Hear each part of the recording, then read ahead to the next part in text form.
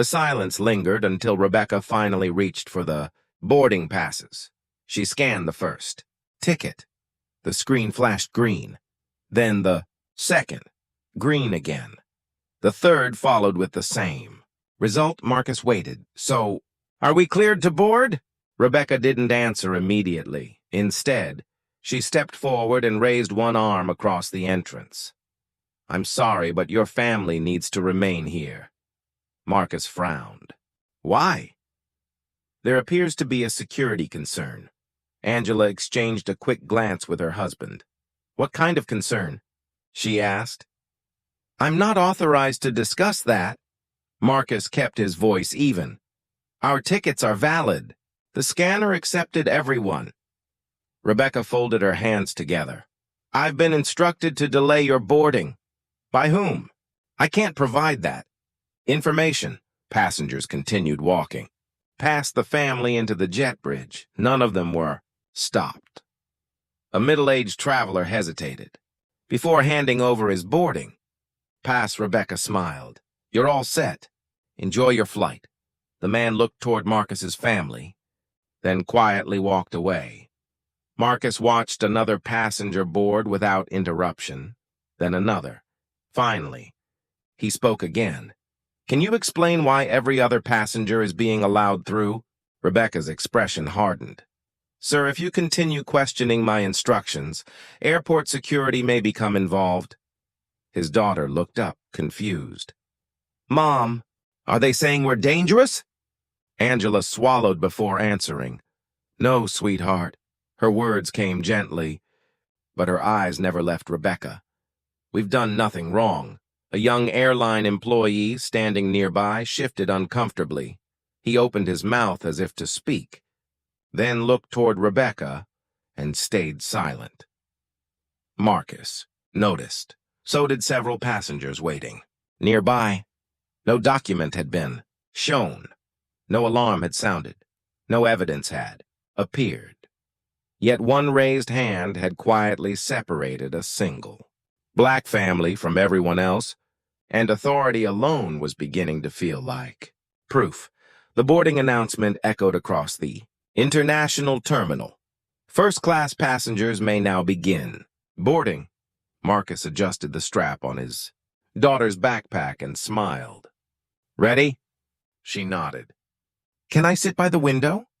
If it's your turn, her mother Angela laughed softly. The family stepped toward the priority boarding lane, their first-class tickets resting neatly in Marcus's hand. Around them, travelers rolled suitcases forward, chatting without concern. No one noticed the family except one person. Gate agent Rebecca Lawson looked up from her scanner. Her smile faded for only a second. First class? She thought. She watched the family approach while continuing to wave other passengers through.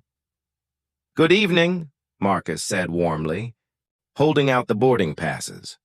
Before taking them, Rebecca glanced at the line behind them, then back at Marcus. You'll need to wait a moment. Marcus blinked. Of course. Is there a problem? Just a routine check. Angela quietly looked around. Several passengers who had arrived after them were already being scanned. One businessman whispered to his wife, I thought they were next. His wife shrugged. Maybe something's wrong. Marcus heard the comment, but stayed calm. Our tickets are confirmed, he said gently. We checked in online. Rebecca forced a polite smile. I understand. Sir, her fingers remained still above the scanner. Marcus noticed she had not even looked at the boarding passes. His daughter tugged his sleeve. Dad, did we do something wrong? He knelt beside her. No, sweetheart. His voice stayed steady, but something heavy settled inside him. Angela quietly reached for his hand, without looking away from the gate agent. Nearby conversations slowly faded. A college student glanced up from his phone. An elderly woman lowered her newspaper. No one spoke. Without realizing it, an ordinary boarding process had become something everyone was silently watching, and only one family still stood, waiting. Marcus lowered his boarding passes and slipped them into His jacket pocket. There was nothing left to prove with. Paper. The evidence had already spoken. Around them, the boarding area slowly changed. Passengers who had hurried toward the aircraft moments earlier now slowed their pace. Some looked back. Others stopped near the windows, pretending to check departure screens while quietly watching the family. Rebecca noticed the growing attention. "Please remain where you are," she said firmly. "We're cooperating," Marcus replied. "We haven't moved." Angela stood beside her husband with one hand resting lightly on their daughter's shoulder. The teenager kept her eyes on the floor. "Dad," she whispered. "Why is everyone staring?" He answered softly. "They're trying to understand what's happening. But nobody's saying anything." Marcus had no answer. A businessman glanced toward the family, then quickly looked away when their eyes met. A young mother gently pulled her son closer and continued toward the jet bridge without a word. Two airline employees stood several feet behind. "Rebecca," one quietly asked, "do you know what's going on?" The other shook his head. "I don't. Should someone help?" The forced smile stayed on the gate agent's face, but it no longer carried the confidence that had controlled the boarding gate only moments earlier. Her eyes shifted toward the growing crowd before returning to the mother. The silence felt different now. It was no longer protecting authority. It was quietly testing it. The mother waited without moving. "I only asked a simple question," she said softly. "If our tickets are valid, why are we still standing here?" No one interrupted her. The gate agent cleared her throat. "As I explained, there are additional procedures." "What procedures?" the mother asked. "Can you please tell us exactly what they are?" Another pause. Nearby employees exchanged uncertain looks. One young agent glanced toward the computer screen, then toward his supervisor. He looked as though he wanted to speak, but thought better of it. A baggage attendant whispered, "Has anyone actually found a problem?" "I don't know," another employee admitted quietly. "No one has shown us anything." The words were barely audible, but they spread through the nearby staff faster than any announcement. The father remained beside his wife, calm and steady. Their daughter squeezed her mother's hand without saying a word. She searched every adult face around her, hoping someone would finally explain what was happening. Instead, she found people avoiding her eyes. The gate agent forced another polite smile. "We're simply following protocol." A businessman, standing nearby, frowned. "Then why has every other passenger boarded already?" he asked. She looked at him surprised. "I can't discuss security procedures." "But you haven't discussed any procedure," he replied. "You've only repeated the same sentence." Several passengers nodded almost instinctively. The confidence that had once filled the gate slowly drained away. The gate agent's rehearsed answers no longer sounded convincing. They sounded defensive. For the first time since the family had arrived, she realized the crowd was no longer watching the family. They were watching her, and the weight of those quiet eyes became harder to face than any shouted accusation. "No," one spoke as the businessman lowered his gaze. The gate agent stood frozen behind the counter while the loudspeaker interrupted the silence one final time. "Final boarding complete. Flight 482 is now closed." A distant chime followed. Through the terminal windows, the aircraft slowly pushed away from the gate. The family's seats remained empty. Yet the plane departed exactly on schedule. Their daughter watched until it disappeared. "We were supposed to be on that flight," she whispered. Her father rested a gentle hand on her shoulder. No." Neither parent looked back at the counter. There was nothing left to argue. The decision had already stolen something that could never be replaced.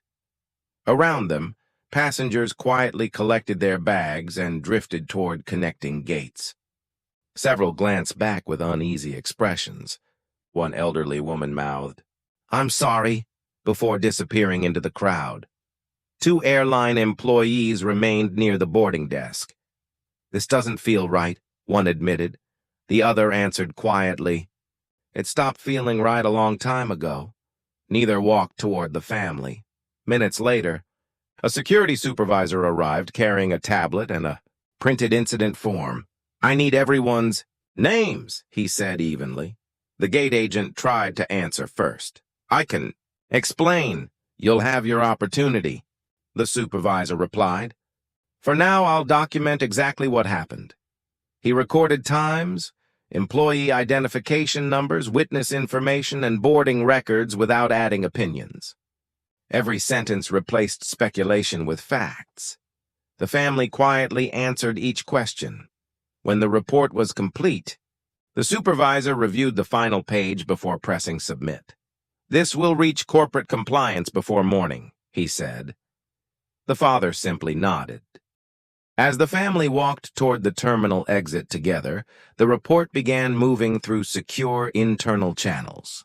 It traveled silently from one inbox to another, carrying facts instead of excuses. Before sunrise, someone with the authority to demand real answers would open that file. And once those pages were read, this story would no longer belong to one boarding gate alone. Rebecca lowered her arm but did not move aside. Instead, she looked back at the computer. "I'm going to scan your tickets again," Marcus nodded. "Quietly, please do." She scanned his boarding pass. Green, she scanned. Angela's green again. Their daughter's ticket followed. Another. Green light? Rebecca frowned as though the machine had disappointed her. "I'm afraid your tickets need additional review." Marcus looked at the screen. They all cleared. "The system sometimes requires manual verification." "What's being verified?" "I can't discuss internal procedures." She scanned Marcus's ticket again, then again. The result never changed. Behind them, the boarding line continued moving. Families, business travelers, and elderly couples walked past without interruption. Each heard the familiar beep, received a smile, and disappeared down the jet bridge. Marcus watched another passenger approach. Rebecca barely glanced at his ticket. "You're good to go." The man thanked her and kept walking. Angela spoke softly. "Our boarding passes have been scanned 4 times. Rebecca kept her eyes on the monitor. "They still require review." "For what reason?" "I've already explained." "No," Marcus answered gently. "You really haven't." His daughter shifted closer to her mother. "Are we going to miss the plane?" Angela forced a reassuring smile. "We're still here together." Nearby, the college student quietly unlocked his phone again. He wasn't recording yet. He was simply watching. An elderly couple waiting near the windows exchanged uncertain looks. "They keep scanning the same tickets," the woman whispered. Her husband frowned. "They've all been accepted." Still, neither stepped forward. Rebecca pressed another key and sighed dramatically. "This may take a little longer." Marcus slipped the boarding passes back into his hand. The paper itself had become impossible to blame. Every scan confirmed they belonged on that flight. Yet with every passing minute, the additional review seemed less about the tickets and more about finding a reason to keep one family standing still while everyone else was welcomed aboard. No one spoke as the businessman lowered his gaze. The gate agent stood frozen behind the counter while the loudspeaker interrupted the silence one final time. "Final boarding complete. Flight 482 is now closed." A distant chime followed. Through the terminal windows, the aircraft slowly pushed away from the gate.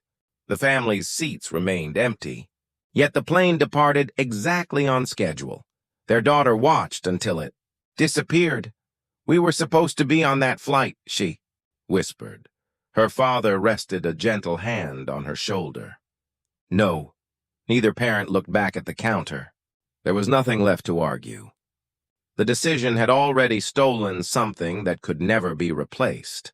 Around them, Passengers quietly collected their bags and drifted toward connecting gates. Several glanced back with uneasy expressions. One elderly woman mouthed, "I'm sorry," before disappearing into the crowd.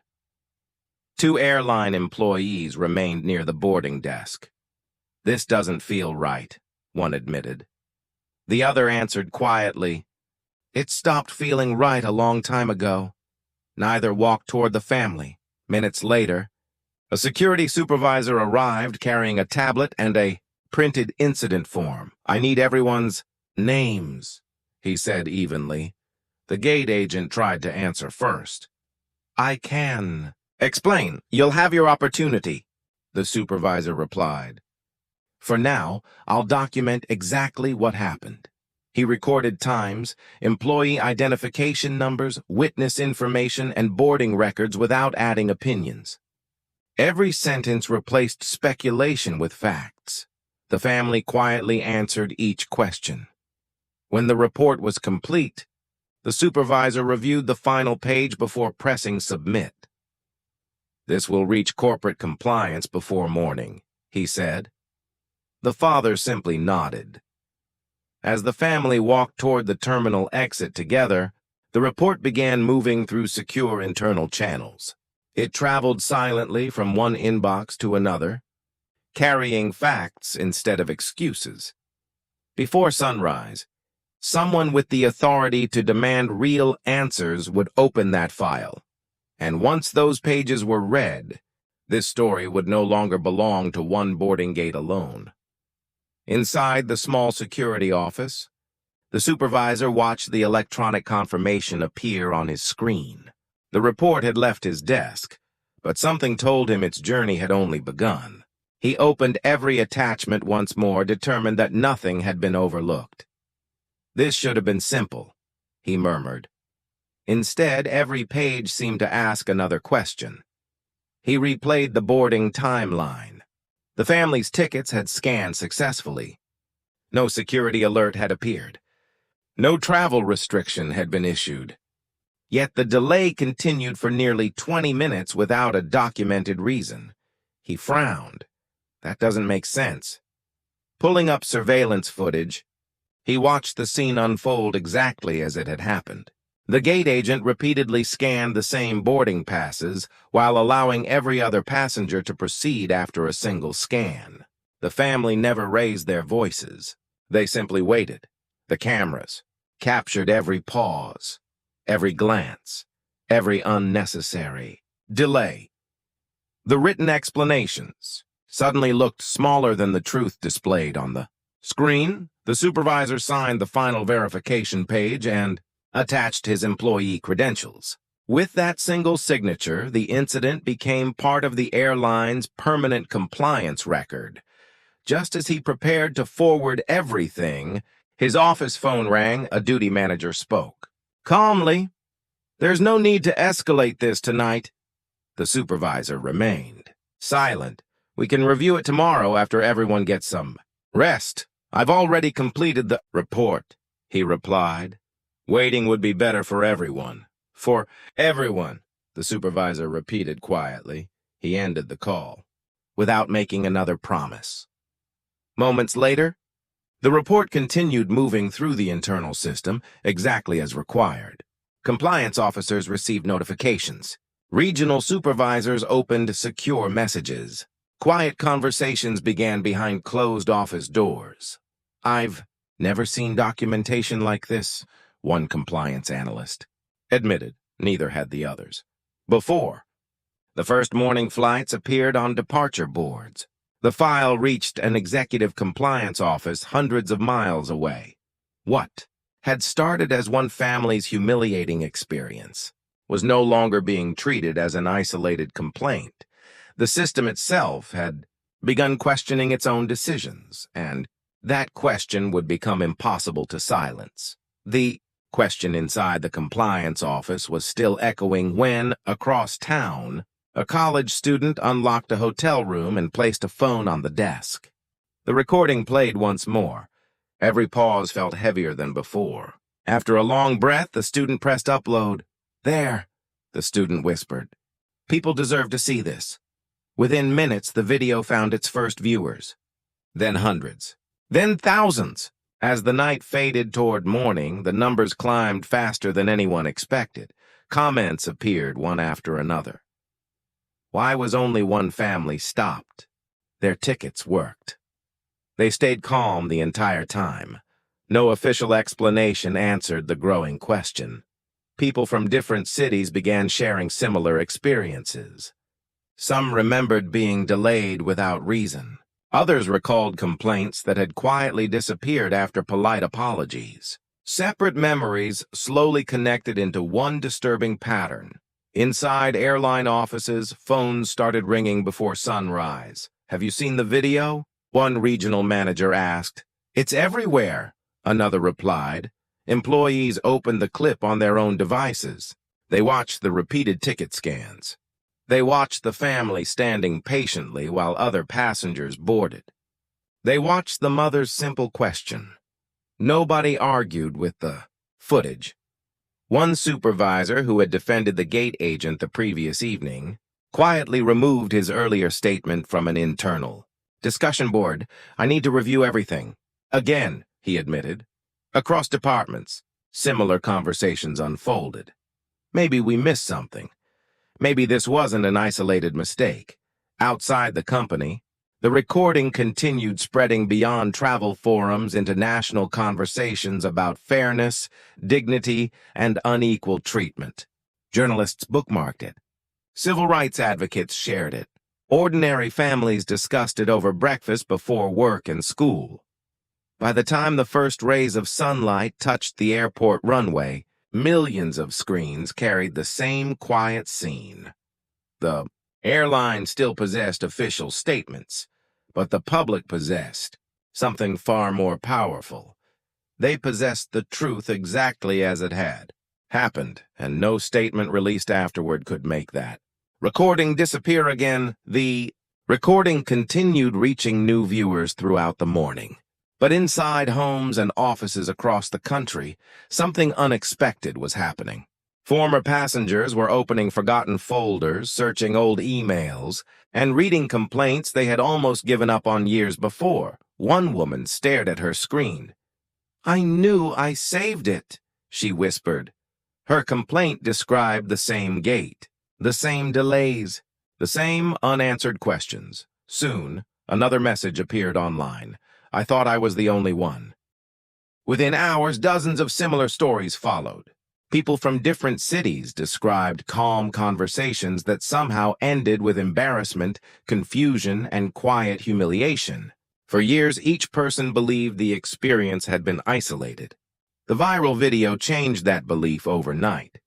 Inside the airline's complaint database, compliance officers reopened archived files. "This report is 5 years old," one investigator said. Another answered, "Look at the employee name." They compared another report, then another. The same name appeared repeatedly, each complaint carrying familiar descriptions. Delayed boarding, vague explanations, selective treatment. Every file had been marked resolved, although few contained meaningful investigations. Current employees quietly reviewed the records. "I remember this case," one admitted, softly. "We accepted the explanation, without asking questions." The realization settled heavily across the office. Managers gathered around conference tables, studying timelines that no longer looked like coincidence. The pattern stretched across years instead of days. One supervisor leaned back slowly. "How did we keep missing this?" No one answered. Outside the meeting room, quiet conversations replaced confident reassurances. Employees who had defended earlier decisions now avoided making promises they could not support. Loyalty to the system weakened as evidence continued growing. By evening, forgotten complaints no longer stood alone. Together, they formed a detailed record of warnings that should never have been ignored. What management had once dismissed as separate misunderstandings now revealed something much larger. The family's experience had not created the story. It had simply uncovered the one that had been waiting silently inside forgotten files all along. As forgotten complaints continued surfacing across the airline's records, something else began changing. The evidence was no longer speaking alone. The people who had lived through those moments were finally finding the courage to speak about what they had carried in silence for years. A former gate employee stared at the viral video before closing the office door. "I've seen this before," she admitted, during a phone call with an old coworker. "So, have I?" the coworker replied, quietly. For a long moment, neither spoke. Finally, the former employee whispered, "We were told not to make it a bigger issue." Those words lingered between them. She remembered passengers being pulled aside for repeated ticket checks while others walked through without delay. At the time, supervisors had dismissed questions with calm reminders. "Stay focused. Don't challenge decisions in front of customers. We'll handle it internally." Looking back, she realized nothing had ever been handled. Inside another airport, current employees gathered in the break room before their shifts. One baggage handler sighed. "I always thought someone above us was investigating." Customer service agent slowly shook her head. "I don't think anyone ever did." The room fell, silent. Each person remembered small moments that had once seemed ordinary. Extra questioning, unexplained delays, complaints disappearing after polite apologies. Together, those memories no longer looked like isolated events. One senior employee rubbed his forehead. "I should have asked more questions." "No," another answered softly. "We all should have." Throughout the day, conversations like these quietly spread across the company. Workers who had defended management's explanations stopped repeating them. Loyalty to the uniform began giving way to loyalty to the truth. By evening, executives faced something far more damaging than another difficult news cycle. Their own employees were beginning to doubt the story they had trusted for years. Once that confidence disappeared, the institution lost more than public support. It began losing the belief of the people expected to defend it, and that kind of silence could no longer protect anyone. The growing doubt inside the airline pulled investigators deeper into old records, where today's crisis began blending with decisions made years earlier. One archived meeting transcript led to another, until the timeline slipped backward to a conference room where the first warnings had quietly arrived. A supervisor placed several complaint files on the table. "We've received another report about selective treatment," she said. The senior manager barely looked up. "How serious?" "Similar to the others." He leaned back in his chair and folded his hands. "Let's not turn this into a bigger problem." The room became still. "What about an investigation?" another manager asked carefully. "We have no proof of intentional misconduct," the senior manager replied. "We're not damaging a strong employee's record over assumptions." The files were closed. Outside that meeting, families returned home carrying humiliation they could never explain completely. They submitted detailed complaints, hoping someone inside the company would care enough to ask difficult questions. Most never received more than polite acknowledgments. Months turned into years. Annual performance reviews praised efficiency, customer satisfaction, and operational results. Supervisors who avoided controversy earned promotions, while uncomfortable complaints disappeared into storage without meaningful review. New employees noticed the pattern almost immediately. One trainee quietly asked an experienced coworker, "Should we report situations that don't feel right?" The older employee hesitated before answering. "Be careful which questions you ask." The advice was never written inside any training manual, yet everyone seemed to understand it. Speaking up complicated careers. Remaining silent protected them. No single decision created the culture. It grew through ordinary meetings. postponed conversations, ignored reports, and countless moments when someone chose comfort over accountability. Each overlooked incident made the next one easier to dismiss. The flashback slowly faded as investigators returned to the present, carrying a clearer understanding of what they were facing. The viral video had not exposed a sudden failure. It had illuminated years of quiet, choices that rewarded appearances instead of truth. The scandal gripping the airline had begun. Long before that family reached the boarding gate, the difference now was simple. This time, the evidence had survived long enough for everyone to finally see it. By the following afternoon, the growing collection of complaints had become impossible to ignore, and one investigative reporter refused to treat the boarding incident as another story that would disappear after a single news cycle. Claire Morgan watched the viral recording several times without taking notes. She wanted to understand the pauses, the expressions, and the silence between the words before reading anyone else's opinion. Her editor stepped beside her desk. "Another airline controversy?" Claire shook her head. "No, something feels older than this." "What makes you think that?" "Because everyone keeps talking about one video, but nobody is asking whether this happened before." The editor studied her quietly before replying. "Then don't chase the headlines. Chase the evidence." Those words stayed with Claire as she opened public complaint databases instead of trending social media pages. One report became 3. 3 became 11.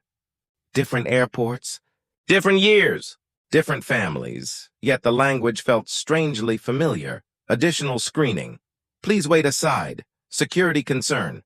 She leaned back, reading each sentence again. The names changed, but the experiences echoed one another with unsettling consistency. Claire whispered to herself. People don't describe the same feeling this many times by accident. Instead of publishing quickly, she created a timeline stretching across several years. Every complaint received a date, location, employee information, and management response. Blank spaces appeared where investigations should have existed. Closed files appeared without meaningful explanations. The pattern was beginning to breathe. Across the newsroom, other reporters hurried toward fresh assignments, but Claire remained focused on forgotten records that nobody had opened in years. Her phone suddenly vibrated. An unknown number. She answered cautiously. "This is Claire." A calm voice replied, "I saw your information request this morning." Claire straightened immediately. "I worked for the airline," the caller whispered. "And I think you are finally asking the right questions." The anonymous caller's words stayed with Claire long after the conversation ended. By evening, her requests for public records had quietly reached people far beyond the newsroom. While reporters continued discussing the viral video, another response was unfolding far from television cameras. The family's phone rang just after dinner. Marcus glanced at the unfamiliar number before answering. "Hello? Good evening, Mr. Reynolds. My name is Rebecca Lawson. I'm a civil rights attorney. I hope I'm not calling at a difficult time."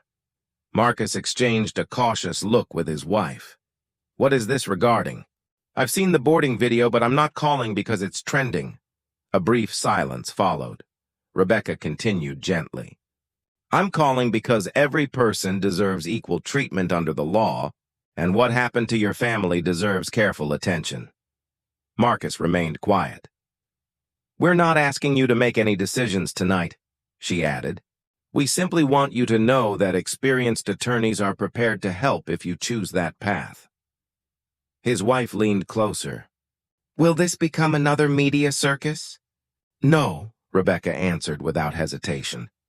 "Whether cameras stay or leave changes nothing about our responsibility. Our concern is making sure the facts are preserved before they disappear." Her calm voice carried no urgency, no promises of enormous settlements, and no attempt to influence them emotionally. Marcus finally spoke. "So you're not asking for interviews?" We're asking whether your family has been treated fairly. Everything else comes later. For the first time since the airport, someone had spoken without questioning their actions or asking them to relive the humiliation for public attention. Rebecca ended the call with quiet respect. I'll send my contact information. If you never call back, I will understand. But if you decide to seek accountability, you won't have to face a powerful institution alone. Marcus slowly lowered the phone. Around the table, nobody spoke. Yet everyone sensed that something important had quietly begun. Marcus remained seated long after the call had ended, while the attorney's careful words echoed through the quiet house. Across the city, however, another day was beginning under far different circumstances. Before dawn, lights were already glowing inside the airline's headquarters, where urgent messages had summoned senior executives for an emergency meeting. No one greeted each other with their usual confidence. The conference room overlooked the sleeping skyline, yet every face remained fixed on the large screens covering the wall. The same boarding video played repeatedly without sound. Each replay made the silence inside the room feel heavier. The chief executive finally spoke. Has every department reviewed this? Heads nodded around the table. Another executive cleared his throat. Public reaction is accelerating faster than expected. No one responded. A legal advisor quietly placed several folders on the polished table. These arrived overnight. What are they? Archived complaints, security summaries, compliance notifications. Several executives exchanged uneasy glances as another screen displayed social media, posts beside internal incident reports. They're connecting. Everything, someone whispered. The room grew still again. One vice president folded his hands. How many times has this video been viewed? Millions. And the internal report? It reached corporate compliance before sunrise. Those words settled heavily over the meeting. An operations director looked toward the window before speaking softly. This isn't staying at the airport anymore. Nobody disagreed. Another executive replayed the footage, stopping where the family stood waiting while other passengers continued boarding. Pause it there, the compliance officer said. The frozen image remained on the screen. Tell me, she asked calmly, what policy required that delay?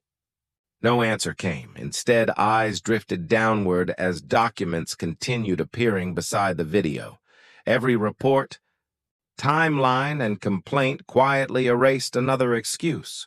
For years, polished presentations had measured customer satisfaction, financial growth, and operational success. Now one silent recording had become the only performance review that mattered. Outside, the sun slowly climbed above the skyline. Inside, the crisis had finally become impossible to ignore.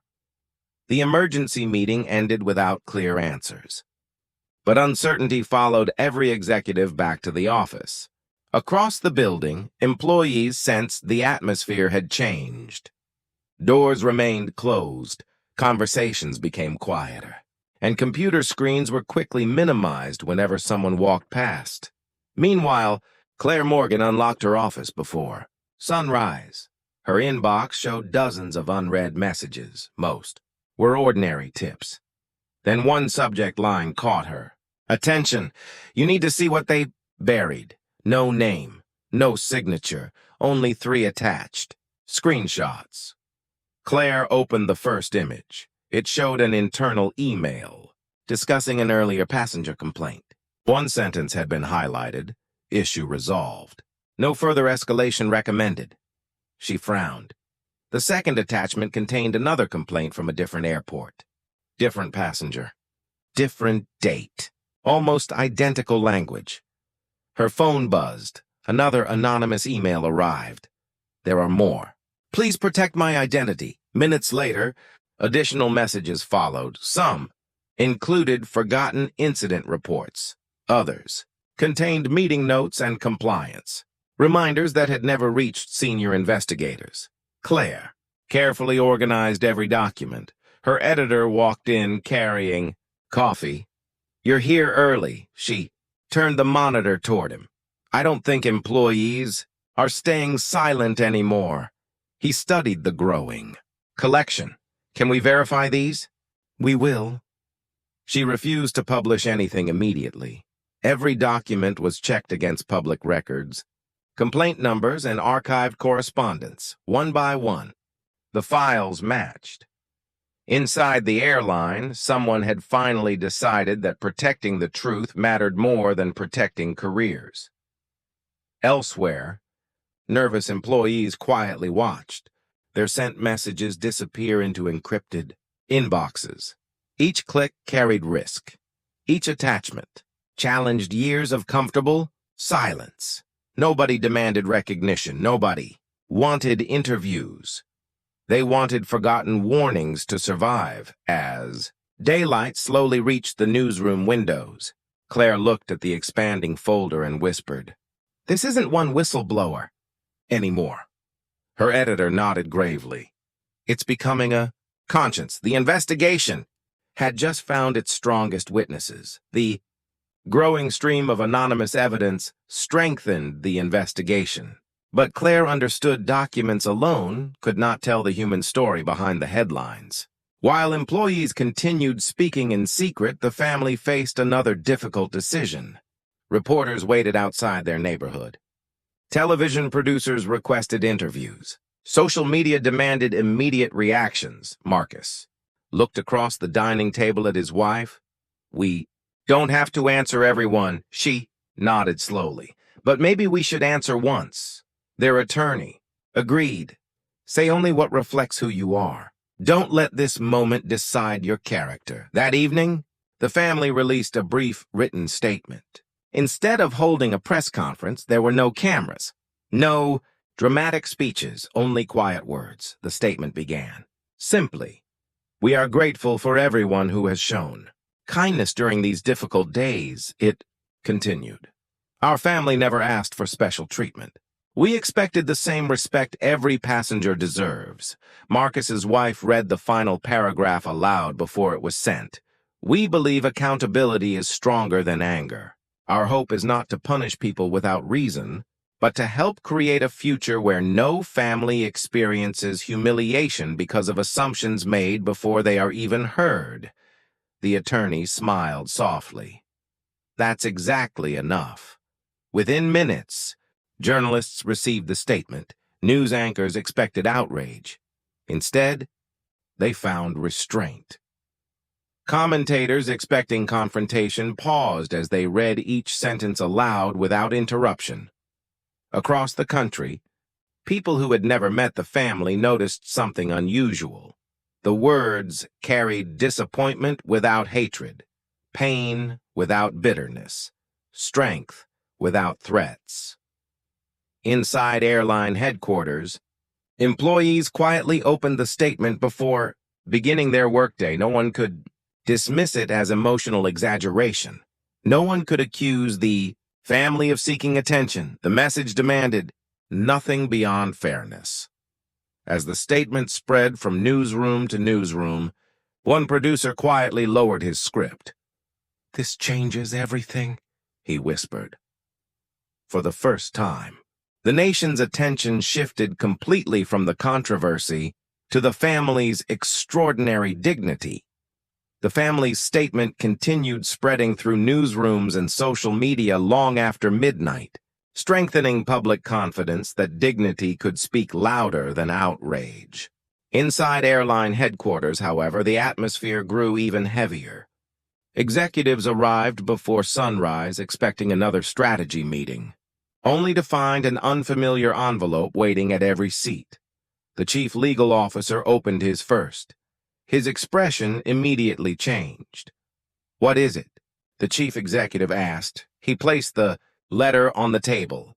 "It's from the Federal Transportation Authorities." Silence settled across the room.